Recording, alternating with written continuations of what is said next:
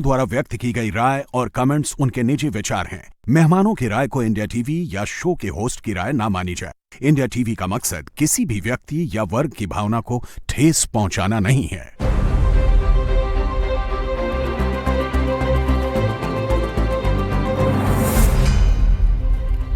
नमस्कार, बहुत स्वागत है आप सभी का। आप देख रहे हैं आपका प्रोग्राम कॉफी पर कुरुक्षेत्र। मैं सौरभ शर्मा आपके साथ बातें खुलकर करते हैं, वो बताते हैं जो कोई और आपको नहीं बताता। देश की राजनीति में इस वक्त बहुत सारे फ्रंट खुले हुए हैं। आप जानते हैं एक फ्रंट खुला हुआ है कांग्रेस पार्टी और बीजेपी के बीच, या सीधे राहुल गांधी और प्रधानमंत्री नरेंद्र मोदी के बीच। एआई समिट को लेकर जो हो रहा है, यूथ कांग्रेस के लड़के पकड़े जा रहे हैं, गिरफ्तारियां हो रही हैं। दूसरा फ्रंट खुला हुआ है उत्तर प्रदेश की राजनीति में। सीधे सीधे अखिलेश यादव बनाम योगी आदित्यनाथ। अब अखिलेश यादव चुनाव लड़ने के लिए प्रशांत किशोर का सहारा ले रहे हैं, यह भी सुनने में आ रहा है। लेकिन एक तीसरा फ्रंट और खुला हुआ है, और वो फ्रंट है शंकराचार्य, मानने वालों के शंकराचार्य अविमुक्तेश्वरानंद जी बनाम यूपी सरकार। और यह मामला इतना गंभीर हो गया है कि देश में एक व्यक्ति जिसके नाम के पीछे शंकराचार्य लगा हुआ है वो गिरफ्तार हो सकता है। यह बात बड़ी महत्वपूर्ण है और बड़ी गंभीर भी है। और जो आरोप है वो उतना ही संगीन है। आरोप है बच्चों से दुष्कर्म का, और मामला अदालत के संज्ञान में आने के बाद एफआईआर उसकी लिखी गई है। मामला हाईकोर्ट पहुंचा है, जमानत की अर्जी लगाई है शंकराचार्य ने। अब देखिए कि इस मामले में आगे क्या होता है।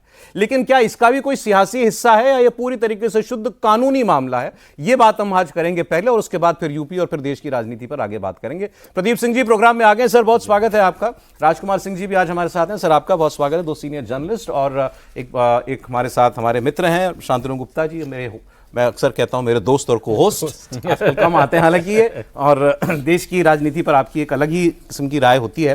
पहले जरा शंकराचार्य जी वाला मामला मैं आपको बता दूं, जिनको नहीं मालूम, मोटे तौर पर मामला ये है कि एक व्यक्ति हैं, इनका नाम है आशुतोष ब्रह्मचारी। इन्होंने एक मुकदमा दर्ज कराया है कि माघ मेले में प्रयागराज में दो बच्चे जो कैंप में गए थे शंकराचार्य अविमुक्तेश्वरानंद जी के, उनके साथ दुष्कर्म हुआ। इन्होंने इसकी पुलिस में शिकायत की, पुलिस ने कोई कार्रवाई नहीं की। इसके बाद ये अदालत गए। अदालत ने इस मामले को गंभीरता से देखते हुए पुलिस कमिश्नर से इसकी रिपोर्ट मांगी। बच्चों के बयान दर्ज किए जा चुके हैं, और उसके बाद जज ने पुलिस को एफआईआर दर्ज करने का निर्देश दिया है। शंकराचार्य कह रहे हैं पुलिस ने अब तक मुझसे कोई पूछताछ नहीं की। हालांकि इस बीच में वो हाईकोर्ट चले गए रिलीफ लेने के लिए, बेल लेने के लिए। यह अभी तक का मामला है। लेकिन आप सोचिए ना, अपने आप में कितना विचित्र, मतलब गंभीर है। और हिंदू समाज के तौर पर अगर आप सोचिए तो और ज्यादा शर्मसार करने वाला भी। मैं तो यूं कहूंगा कि एक शंकराचार्य पर यौन दुष्कर्म का बच्चों के साथ एक पॉक्सो का केस जो है वो चल रहा है। अब उनकी तरफ के लोग जो हैं वो ये कहते हैं कि ये केवल विंडिक्टिव पॉलिटिकल वेंडेटा जो है वो निकाला जा रहा है। योगी सरकार उनके खिलाफ लगी हुई है। ये सब तब से शुरू हुआ जब उन्होंने माघ मेले में पालकी पर बैठकर स्नान करने जाने की जिद की थी। उसके बाद उनको नोटिस वगैरह सारा मामला हो गया। लेकिन क्या राजनीतिक विद्वेष में यहां तक बात पहुंच सकती है? क्योंकि ये तो इसमें बच्चों का मामला है भाई, बयान हो चुका है। कुछ हवा, ऐसा नहीं कि सब कुछ हवा में है। यहां कोई नोटिसबाजी नहीं खेली जा रही है, अदालती काम शुरू हो चुका है। और अगर ऐसा कुछ हुआ है किसी के साथ गलत, किसी बच्चे के साथ गलत, तो सोचिए कितना शर्मिंदा करने वाला मामला है ये।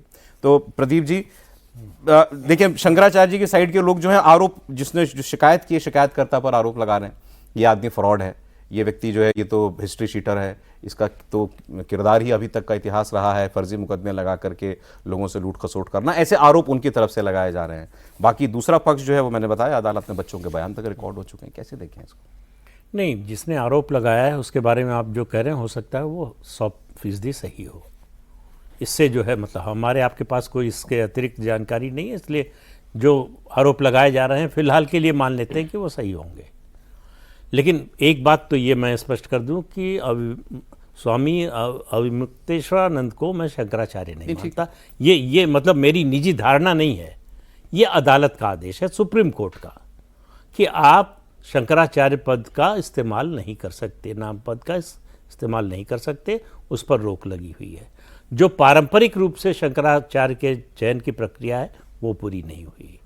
पट्टाभिषेक नहीं हुआ, इस सुप्रीम कोर्ट ने रुकवाया कि आपका पट्टाभिषेक नहीं होगा अभी, तो इसलिए वो शंकराचार्य तो नहीं है। स्वामी है, साधु हैं, संत है, ये मानने में किसी को कोई एतराज़ नहीं होना चाहिए। दूसरी बात यह है कि कोई भी साधु संत अगर राजनीतिक विषयों में रुचि लेता है, राजनीति में उसकी रुचि है, उसमें मुझे कोई एतराज़ नहीं नज़र आता कि आप ठीक है खुलकर आइए, बोलिए, मन हो आपका तो राजनीति में आ जाइए, लेकिन छुपकर साफ छिपते नहीं और सामने आते भी नहीं। वो वाला मामला जब होता है तब संदेह पैदा होता है कि आप किसके लिए काम कर रहे हैं, किसके लिए इस्तेमाल हो रहे हैं। तो अगर आपका कोई राजनीतिक मकसद है तो आप खुलकर बोलिए।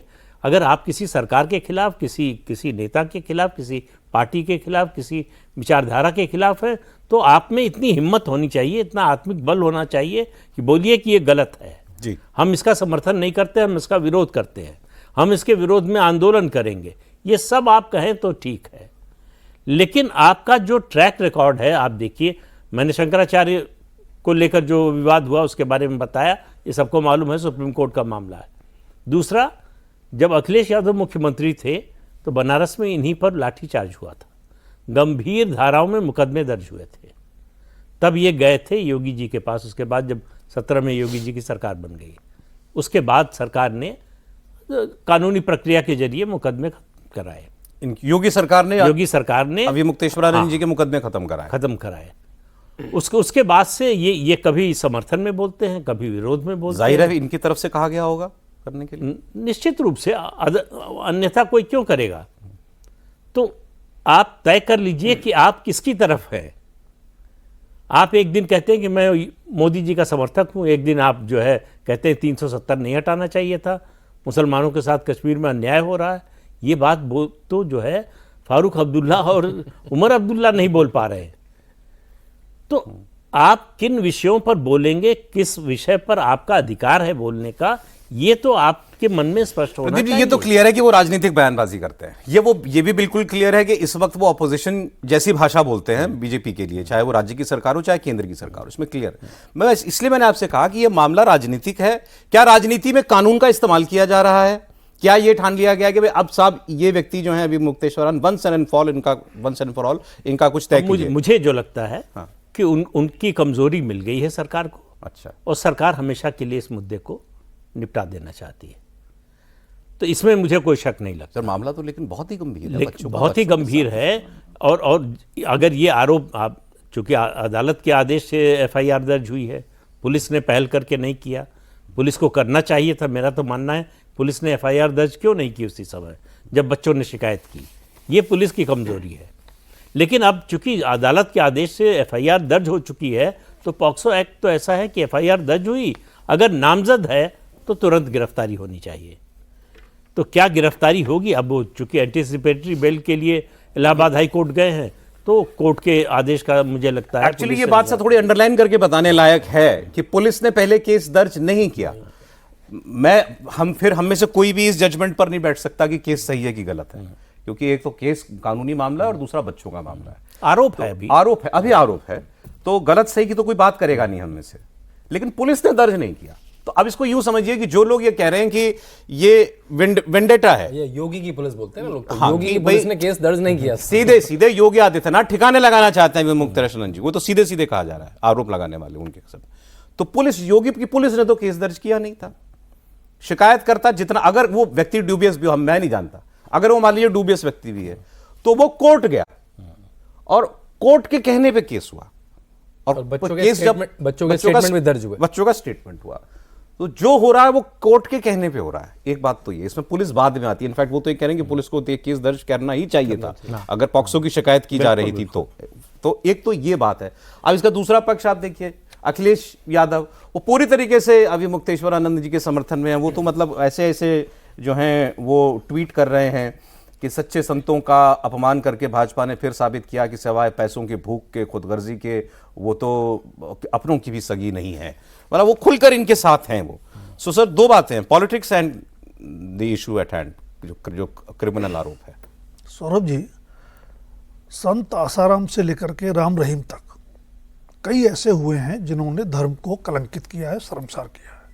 लेकिन अगर शंकराचार्य कहे जाने वाले व्यक्ति के साथ इस तरह के आरोप सही पाए जाते हैं, तो मुझे लगता है कि हिंदू धर्म के लिए वो शायद बहुत ही शर्मनाक दिन होगा अगर सही पाए जाते हैं। अब मैं आता हूँ राजनीति पर। अगर आप याद करें तो अभी मुक्तेश्वरानंद सरस्वती स्वरूपानंद सरस्वती के शिष्य हैं, जो राजनीतिक तौर पर कांग्रेस के ज्यादा नजदीक थे। ये पुरानी बात है। हाल के इतिहास में देखें तो पहली बार इनका टकराव हुआ बीजेपी या बीजेपी के नेतृत्व के साथ या सरकार के साथ जब रामलला की प्राण प्रतिष्ठा होने वाली थी। सबसे ज्यादा मुखर आलोचक यही थे, मंदिर पूरा नहीं बना है, ग्रह नक्षत्र का ध्यान नहीं रखा गया है, मुहूर्त शुभ नहीं है। पहला टकराव वहां से आप मान सकते हैं। लेकिन योगी आदित्यनाथ के साथ उनका टकराव शुरू होता है कुंभ मेले के दौरान, और वो परवान चढ़ता है माघ मेले के दौरान। अब जैसा आपने कहा कि जो कुछ हो रहा है कोर्ट के आदेश पे हो रहा है, वो बच्चों के बयान इन कैमरा हुए हैं, उसके बाद ये सब कुछ हुआ है। लेकिन एक तो उस व्यक्ति का डुबिया सोना अभी चर्चाएं हैं, आरोप है। नहीं, उसमें भी ये कहा जा रहा है कि वो स्वामी रामभद्राचार्य जी के शिष्य जगत गुरु रामभद्राचार्य जी के शिष्य हैं। और अखिलेश यादव ने तो ये भी कह दिया फिर बाद में, परम पूजनीय रामभद्राचार्य जी महाराज जी के ऊपर भी 420 के केस लगे थे, तो मुझे तो उनको भी जेल भेज देना चाहिए था अगर आज अभी मुक्तेश्वरानंद जी अफसोस है कि नहीं भेज। जिन्होंने आरोप लगाया है आशुतोष ब्रह्मचारी, हाँ, उन्होंने माना है कि एक मामले में मैं जेल गया था। हालांकि उन्होंने उसके लिए आरोप लगाया अखिलेश सरकार पर कि उन्होंने झूठे मामले में मेरे को फंसाया था और मैं वहां से बरी हो गया, ऐसा उनका दावा है। लेकिन ये पूरे मामले में जो घटनाक्रम है, मौनी अमावस्या के दिन स्नान को लेकर के टकराव चरम पर जाता है। शंकराचार्य सरस्वती को नहीं जाने दिया जाता, पुलिस रोक लेती है, उनसे शंकराचार्य होने का प्रमाण मांगती है और पालकी वहां नहीं जाने देती। सारा घटनाक्रम उसके बाद शुरू होता है, तारीख वाइज आप देख लीजिए। तो टाइमिंग पर सवाल जरूर उठ सकता है कि सब कुछ माघ मेले में ही हो रहा था, उस घटना के बाद ही हुआ है। और उसके बाद ही हो रहा 18 जनवरी शायद तारीख थी वो, उसके बाद हुआ है। 18 को होता है, 21 को पहली कंप्लेंट होती है, 23 को दूसरी होती है शायद, उसके बाद कोर्ट में। और पहली कंप्लेंट में आशंका है कि बच्चों के साथ ऐसा किया गया है। दूसरी कंप्लेंट में इन पर अपने पदवी के दुरुपयोग का आरोप है, और तीसरे में यह मामला सामने आता है। अभी तक आपको ये मतलब पॉलिटिक्स प्लस क्राइम नजर आ रहा है या प्योर क्राइम का मामला नजर आ रहा है? देखिए, मैं फिर कहूं कि यह मामला कोर्ट के आदेश पे है। अब कोर्ट और इन्वेस्टिगेशन दोनों के दायरे में है, तो सही है गलत है उसके लिए तो हमको अंतिम उसका फैसला करना पड़ा। एक जो आरोप और आया वो मैं बता देता हूं, क्योंकि इतना संगीन मामला है ये। एक शाहजहांपुर के रहने वाले हैं रमाकांत दीक्षित जी। इन्होंने ये कहा, ये जो आरोपी हैं, जो शिकायत करता है आशुतोष ब्रह्मचारी, इनके खिलाफ उन्होंने बताया है कि मेरे पास 3 लोग आए और मेरी फोन पर इन आशुतोष ब्रह्मचारी से बात कराई गई और इन्होंने मुझसे कहा कि स्वामी जी को थोड़ा ठीक करने की जरूरत है, और फिर उन्होंने शंकराचार्य जी पर आरोप लगाने के लिए मुझसे कहा। तो मैंने कहा कि आप मेरी बेटियों के बारे में ऐसी बात कैसे कह सकते हैं? मतलब वो ये कह रहे हैं कि मुझसे ये कहा गया कि आप इन पर आरोप लगा दीजिए अपने बच्चों के आधार पर, अपने बच्चों का नाम लेकर के। तो मैंने मना कर दिया। फिर ये ऐसा अब उनका कहना है, अब इसकी पुलिस ही जांच करेगी कि वो झूठा ऐसा वाकई में आशुतोष ब्रह्मचारी ने किया या वो व्यक्ति जो है वो झूठ कह रहा है। खैर जो भी हो, आरोप तो लगा ही हुआ है। अब साहब इसमें अखिलेश यादव जो मौका देख रहे हैं, मैं उस पर आना चाहता हूं। शंकराचार्य जी में कुछ लोगों को जो है भगवान के दूत दिखते हैं, कुछ लोगों को ब्राह्मण दिखता है तो वोट दिखता है, फिर राजनीति दिखती है, फिर चुनाव दिखता है। पिछले अखिलेश जी को क्या नजर आ रहा है? 2-3 हफ्ते से जब शंकराचार्य जी का इनका मुद्दा आया है, तो ऐसे लोग जो पानी पी कर हिंदुओं को गाली देते थे, वो एक तरह से शंकराचार्य मठ, उनके वो शब्द भी नहीं बोले होंगे जीवन में उन्होंने कभी, सारे मठों के नाम रट लिए उन्होंने। मैं जाता हूँ डिबेटों पर तो कांग्रेसी से लेकर सपाई जो ना आज तक राम मंदिर गए ना किसी मठ में गए होंगे, वो सारे नाम रट लिए उन्होंने और कहते शंकराचार्य का अपमान कर दिया, शंकराचार्य का अपमान कर दिया। तो पता है उनको वहाँ पे वोट दिख रहा है। जो प्रदीप जी ने अभी केस का मामला दिया, मैं एक बार उसका कोर्ट का ऑर्डर जो 3 लाइन का वो पढ़ के सुना दूं। केस नंबर है 30/10/2020, जिससे लोगों को अगर चेक करना हो तो। कोर्ट का ऑर्डर हिंदी में कुछ इस तरह से था, 3 लाइन का। अपील के अंतिम निर्णय तक ज्योतिर्पीठ बद्रीनाथ या किसी अन्य संगठन द्वारा स्वामी अविमुक्तेश्वरानंद सरस्वती या अन्य किसी भी व्यक्ति, मतलब किसी और को भी नहीं बना सकते, को ज्योतिर्पीठ के शंकराचार्य के रूप में नियुक्ति करने हेतु 17 अक्टूबर 2022, क्योंकि वो उस समय तिथि निर्धारित थी, या उसके बाद कोई भी पट्टाभिषेक समारोह आयोजित नहीं किया जा सकता। ठीक है, अब बिल्कुल एम्बिगुअस भी कोई बिल्कुल क्लियर है, तो क्लियर है। तो देखिए इसमें जो 3-4 मुद्दे हैं, पहला मुद्दा ये कि उनका शंकराचार्य का टाइटल है कि नहीं है, तो वो बिल्कुल क्लियर है, वो नहीं, वो गलत लगाते हैं। दूसरा मुद्दा है कि वो जो पालकी वाला मुद्दा है, भाई अब हम देखते हैं आदि गुरु आदि शंकराचार्य पैदल चल के उन्होंने पूरे भारत का भ्रमण किया, उन्होंने सारे मठ स्थापित करे। अब मतलब अब 50 मीटर के लिए पालकी। बाबा रामदेव ने आपके चैनल पर देख रहा था, कहा कि भाई जो पुण्य है वो तो स्नान का पुण्य है, पालकी का तो पुण्य नहीं है। नहीं, पूरी के शंकराचार्य चलते हुए, हाँ, सरस्वती बिल्कुल चल कर गए, चलने की हालत में नहीं थे, तब थोड़ी देर व्हीलचेयर मंगानी पड़ी। तो दूसरा मुद्दा आता है, पहला तो शंकराचार्य टाइटल सेट हो गया कि वो शंकराचार्य बिल्कुल विवादित है ना, और उसकी दूसरी मान्यता होती है कि बाकी तीनों पीठ उसको मान्यता दें, तो पूरी पीठ ने उस समय उन्होंने ही बल्कि एफिडेविट उसके अगेंस्ट में डाला, और ना वो किसी विद्वत परिषद, जो काशी विद्वत परिषद है, उन्होंने मान्यता दी। दूसरा हो गया, अब मामला आता है कि इस केस का, भाई केस पे देखिए हम लोग तो बिल्कुल नहीं डिसाइड कर सकते, बड़ा संगीन मामला है या बड़ा सेंसिटिव मामला है। बयान लेने के बाद अगर कोर्ट ने कहा है कि अगर आप इशू कर सकते हैं अरेस्ट वारंट, तो वो कोर्ट के ऊपर है। तो ये तीनों मामले ऐसे आते हैं, बाकी जैसे उनकी साख है, जैसे आपके चैनल पे मैं रोज बाबा रामदेव को सुनता हूँ, मुझे योग का ज्ञान मिलता है। मैं और किसी स्वामी संत को सुनता हूँ तो शास्त्रों का ज्ञान सुनाई देता है। इनको सुनता हूँ तो क्या सुनाई देता है कि अगले मुख्यमंत्री महाराष्ट्र के उद्धव ठाकरे होने चाहिए, 370 से मुसलमानों का नुकसान हो रहा, अतीक अहमद की जो मृत्यु हुई उस पर फिर से जांच होनी चाहिए। अब इसमें मुझे कोई शास्त्रों का ज्ञान, कोई धर्म का ज्ञान, कुछ गीता ऐसा सुनाई नहीं देता। मैंने इनकी कोई वीडियो वायरल ऐसी कुछ नहीं देखी जिसमें मुझे एक शंकराचार्य की वाणी सुनाई देती। अखिलेश यादव क्यों इतना हवा दे रहे हैं इनके मैटर को, इनके बचाव में इतना? वो तो स्वाभाविक है, उनको मौका मिल रहा है, 27 में चुनाव है, उनको लग रहा है कि इसको जो उत्तर प्रदेश में एक नैरेटिव जो है ब्राह्मण ठाकुर का जो बाइनरी चल रही है, उनको लगता है कि इस डिवाइड को और चौड़ा कर सकते हैं वो। तो दो मुद्दे मिल जाते हैं उनको, एक तो जाति का, दूसरा धर्म का। तो उनकी अपनी जो कमी है धर्म को लेकर के, राम मंदिर नहीं गए, राम मंदिर का विरोध किया, उनके पिता ने कारसेवकों पर गोली चलवाई, वो सब मुद्दा थोड़ा सा पृष्ठभूमि में चला जाए और ये मुद्दा जो है हाईलाइट हो कि भाजपा सरकार जो अपने को हिंदुत्व की सरकार कहती है, वो हिंदुत्व के एक बड़े नाम या पद के खिलाफ जो है इस तरह का काम कर रही है। इनके मतलब कोई ब्राह्मण सेंटिमेंट जुड़ता है क्या इनका नाम लेकर? देखिए, ये आप नहीं कह सकते कि कोई ऐसा नहीं मानता होगा, लेकिन ऐसा मानने वाले कितने होंगे मुझे नहीं मालूम। कांची कामकोटि के शंकराचार्य, जिनको परमाचार्य का जो है पद प्राप्त था, उनको झूठे केस में जयललिता के समय में सोनिया गांधी के कहने पर गिरफ्तार किया गया दीपावली की रात, और वो बाद में अदालत से बरी हुए। लेकिन उसी तमिलनाडु में अगले चुनाव में जयललिता जीत गई, जिन्होंने गिरफ्तार, पूरे देश में कहीं विरोध नहीं हुआ। ये भाजपा, विश्व हिंदू परिषद, इन्होंने कोई आंदोलन चलाया हो उसके लिए मुझे याद नहीं है। तो इसलिए जो है ये परिस्थिति क्या है उसके अनुसार बनाया जाता है। तो अखिलेश यादव को लग रहा है कि ये मौका है तो क्यों छोड़ दें। तो राजनीतिक विरोधी हैं भाजपा के, तो उनको अवसर दिख रहा है, उसका लाभ उठाने की कोशिश कर रहे हैं, लेकिन मुझे लगता नहीं कि इसका कोई लाभ उनको मिलेगा। वैसे अगर ब्राह्मणों की बात करें तो हमने पहले भी आपको बताया है, करीब 10-12% ब्राह्मण वोट है, जो मतलब आबादी है उत्तर प्रदेश के अंदर। ब्राह्मण प्रतिशत के स्वरूप से सबसे ज्यादा है? नहीं, सबसे ज्यादा नहीं है, छोटे राज्यों में और ज्यादा है। उत्तराखंड में 20% है, हिमाचल प्रदेश में 14% के हिसाब से, नंबर के हिसाब से, लेकिन सबसे बड़े राज्यों में सबसे बड़ा राज्य है, उस लिहाज से अगर आप देखें तो 10-12% एक बहुत बड़ा नंबर है।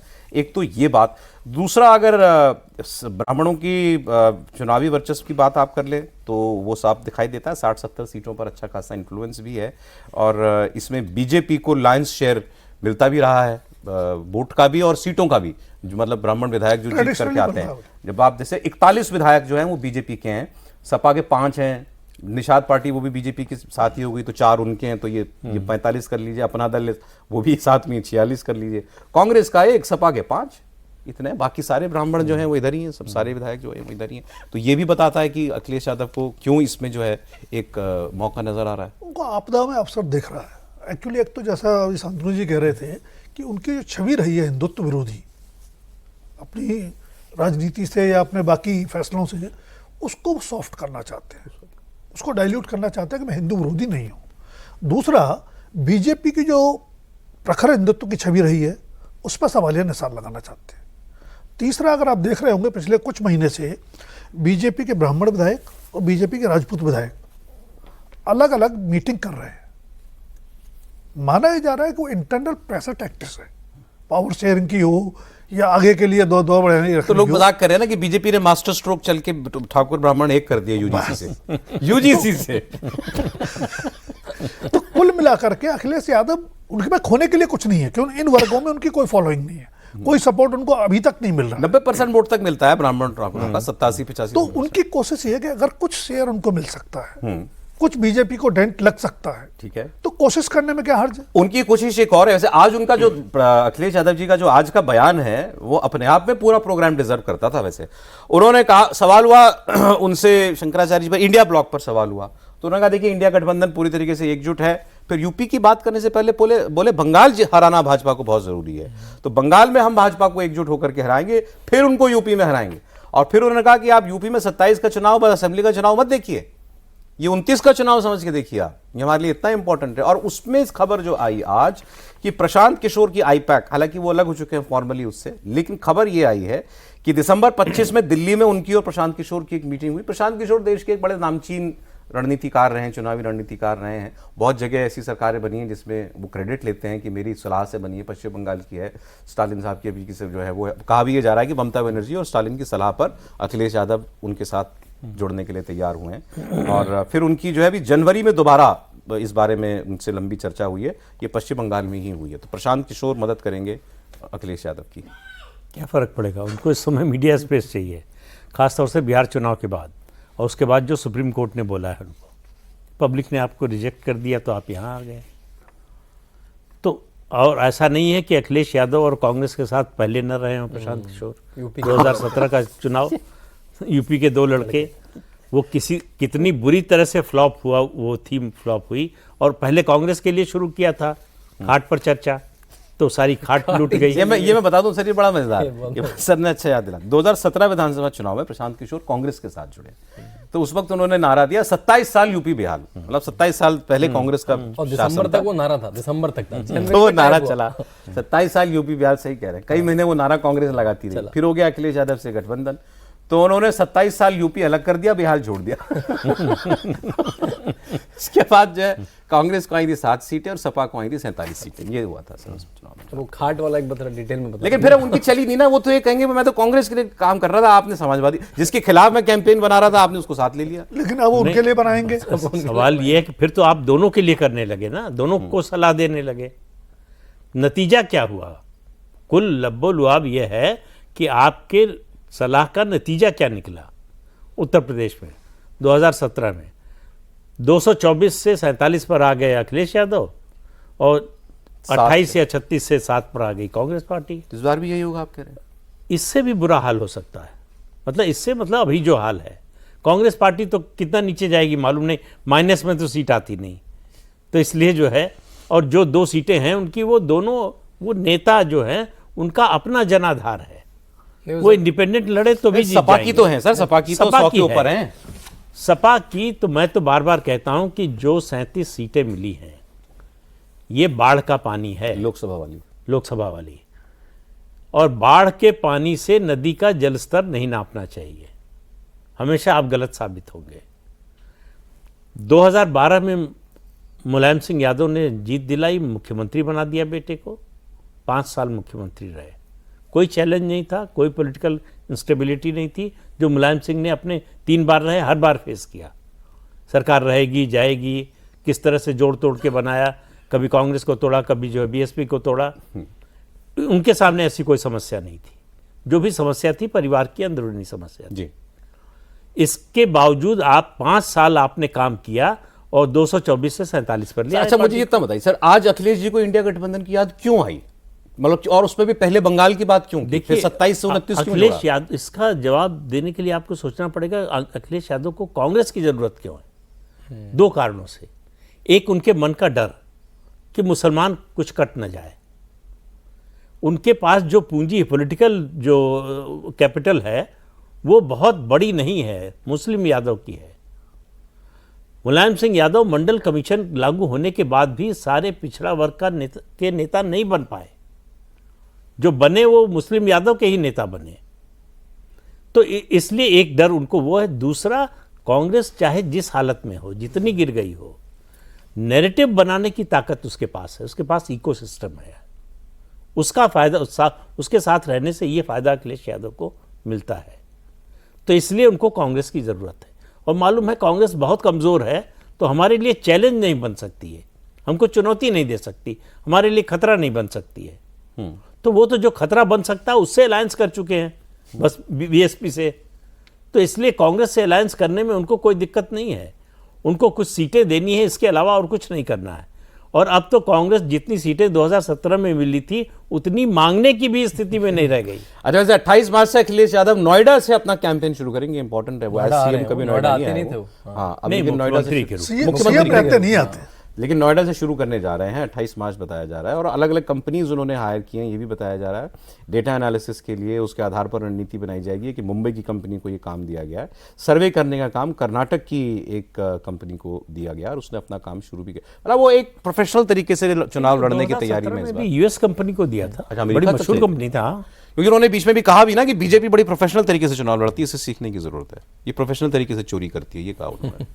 देखिए अखिलेश आजकल अगर आप अखिलेश को टीवी में फॉलो करें, अभी वो शायद निकलेंगे, ऐसा नहीं कि बीजेपी से कुछ गलतियां नहीं होती, लेकिन मैंने उन्हें कभी किसी फील्ड पे, किसी जिले पे कभी धरना प्रदर्शन करते हुए कभी नहीं देखा। वो अपनी टेबल लगा के बैठ जाते हैं। उनके दफ्तर में विक्रमादित्य मार्ग में जो उनका 24,000 स्क्वायर फुट का बहुत बड़ा बंगला है, उसकी फोटो देख लें तो आपकी आंखें चुंधिया जाए। आपके इस स्टूडियो से ज़्यादा ग्लिटर है, उसमें बैठ के वो मस्खरी सी करते रहते हैं। कुछ कभी इधर जोक मार देंगे, कभी इधर जोक मार देंगे। कुछ गाना चल रहा था अभी, दबदबा है दबदबा रहेगा, वो गाना चल के सुन रहे थे, सब लोग हंस रहे थे, उसमें गोलियां बंदूकें चल रही थी कि सपा आएगी तो दबदबा रहेगा। अब ये कर रहे हैं तो अच्छा है उनके लिए। जैसे राहुल गांधी सालों बाद सड़क पे निकले तो लोगों ने वाहवाही शुरू कर दी कि अरे राहुल गांधी सड़क पे निकल गए, तो अच्छी बात है। नेता को जो रोज करना चाहिए वो अब कर रहे हैं, अच्छी बात है। लोग देख पाएंगे उनको, सामने से उनके कार्यकर्ता उनको देख पाएंगे। सर, मुलायम सिंह जी जो छोड़ के गए थे, जो सर ने बताया 5 साल वो अखिलेश जी के पास रहा और 5 साल चुनाव के बाद जो नतीजा हुआ वो अलग हुआ।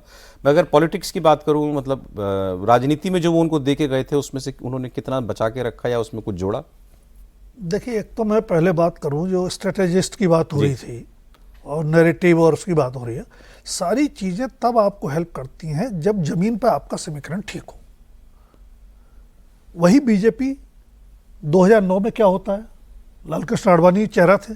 9 क्यों 4 अटल जी चलो हाँ, अटल जी चुनाव हार गए थे, लेकिन 14 में नहीं, मतलब सरकार चली गई थी। सरकार नहीं बना। हाँ, अटल जी से मतलब सरकार चली गई थी और वही 14 में समीकरण बदल जाता है, क्योंकि जमीन पर स्थितियां बदलती हैं, हवा आपके फेवर में होती है, तो चाहे कोई प्रशांत किशोर या कोई भी हो, वो उस हवा में एक मददगार आपका साबित हो सकता है।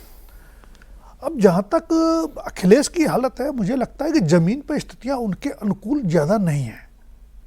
2024 में जो सीटें बढ़ गई उसमें बीजेपी के लिए चुनौतियां ज़्यादा थी आंतरिक, जिसका फायदा उनको मिला। वो पॉजिटिव वोटिंग नहीं था उनके लिए, वो नेगेटिव वोटिंग था जो उनके फेवर में गया। और जहाँ तक मुलायम सिंह से आप तुलना करें, मुलायम सिंह यादव तमाम कमियों के बावजूद जमीन के नेता थे, कार्यकर्ताओं के बीच रहते थे, जनता के बीच जाते थे, जनता की नब्ज पे उनकी पकड़ थी। अखिलेश के बारे में आप ये नहीं कह सकते। वो राहुल गांधी से बेहतर मान सकते हो आप, लेकिन कुल मिला के उनकी भी स्टाइल ऑफ पॉलिटिक्स वही है। सुबह देर से जगना, आम कार्यकर्ताओं से न मिलना, एक मंडली से घिरे रहना, और जो ट्वीट वाली सोशल मीडिया वाली पॉलिटिक्स नाप दिया सर पैर से, आप कह रहे राहुल गांधी से बेहतर है? वैसे कह रहा हूं, राहुल गांधी ने एक वो नाप दिया ना बस, उसके बाद कहां है, उसके बाद कहां है राहुल गांधी? ट्विटर पे जहां चुनाव होता है वहां वो 10-15 दिन पहले एक्टिव होते हैं, चुनाव के बाद फिर गायब है। वही अखिलेश का हाल है। स्लाइटली बेटर हो सकते हैं, लेकिन जमीन पर अखिलेश नहीं दिखते। आपको सोशल मीडिया में दिख जाएंगे, मीडिया में दिख जाएंगे, नैरेटिव बनाने की कोशिशों में दिख जाएंगे। अब इंडिया ब्लॉक यूपी में क्या है, कांग्रेस और सपा दोनों पिछली बार साथ थे, जो बाय डिफॉल्ट उनको फायदा मिला लोकसभा में, तो वो तो नहीं मिलने वाला है। तो आप कौन सा चमत्कार कर देंगे जब तक कि आप जमीन पर जाकर के कुछ अपने साथ ऐड ना करें। ठीक है, तो अखिलेश अगर जमीन पर नहीं उतरेंगे, 24/7 पॉलिटिक्स नहीं करेंगे जैसे बीजेपी करती है, और अपने इनर कॉन्ट्रडिक्शन को किस तरह से मैनेज करती है, मुझे लगता है बीजेपी से बाकी दलों को सीखना चाहिए।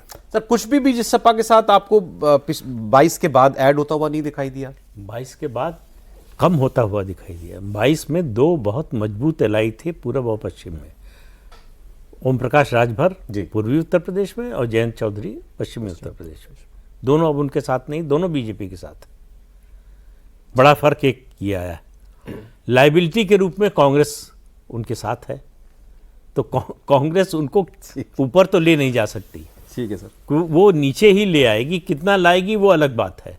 दूसरी बात यह है कि पीडीए पिछले 2-2.5 साल से वो कर रहे हैं, अब उसमें जो है कसमसाहट शुरू हो गई है। यादव, एक बयान आया था अभी कुछ दिन पहले अफजाल अंसारी का कि यादव भाई त्याग करें।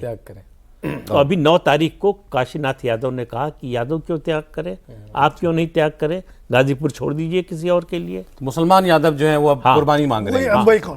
तो समय बिल्कुल भी नहीं है आपको, बहुत ही छोटा सा, मतलब उत्तर प्रदेश के लोगों को बड़ी खुशी होगी कि इस समय योगी आदित्यनाथ जी सिंगापुर में, और कुल सिंगापुर के प्राइम मिनिस्टर ने योगी आदित्यनाथ के लिए उत्तर प्रदेश के लिए ट्वीट करा। मतलब उत्तर प्रदेश ब्रांड उत्तर प्रदेश के लिए बहुत अच्छी बात है। तो मतलब योगी आदित्यनाथ किस तरह से प्रदेश को आगे ले जा रहे हैं वो भी पैरेलली दिख रहा है। जब और बाकी ये जो मामला है हमारे सामने, इस पर तो देखिए अब कोर्ट से अगला आदेश क्या आता है। बहुत धन्यवाद सर आज प्रोग्राम में आने के लिए। प्रदीप जी आपका, राजकुमार जी बहुत धन्यवाद आपका, शांतु जी बहुत शुक्रिया।